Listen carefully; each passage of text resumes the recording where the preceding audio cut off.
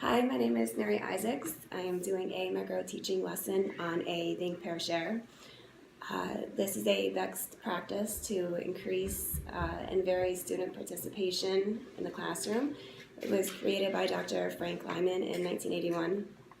This is a collaborative learning strategy where students can work together to solve a problem or answer a question. It's usually about a reading, can also be used in math problems.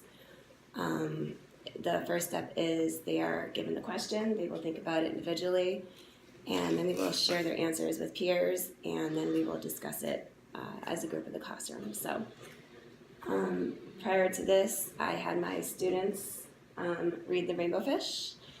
It is a really great book. My preschool students love this book, and we read it every day in class and talk about it.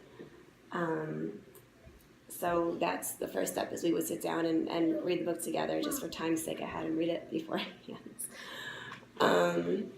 So after reading The Rainbow Fish, I would like us to discuss the questions of why was the rainbow fish so lonely in the beginning of the story, and how did that change? First, in a ThinkPairShare, they're going to think about it individually. So my son Braden will think about his answer, and my husband Dennis will think about his answer. Take a minute or two and think about your answers.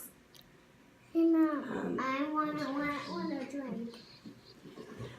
When you are doing this in a classroom, you can also give them a piece of paper and a pen or pencil, and they can write down their answers individually as well as use that when they're working together.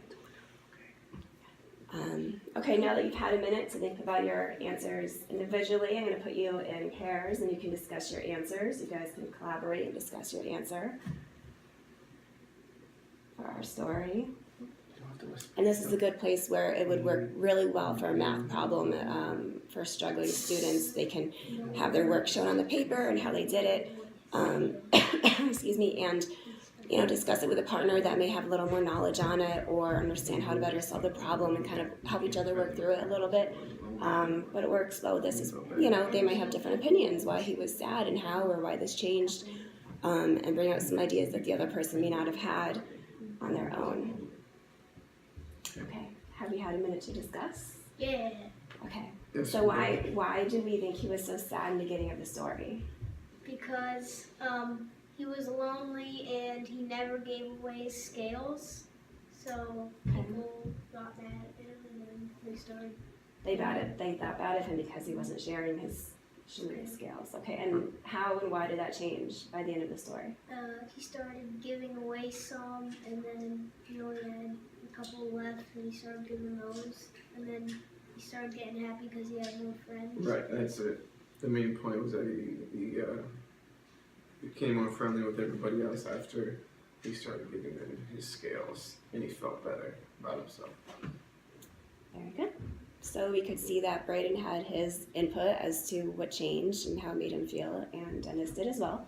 So together they came up with an excellent answer to the question.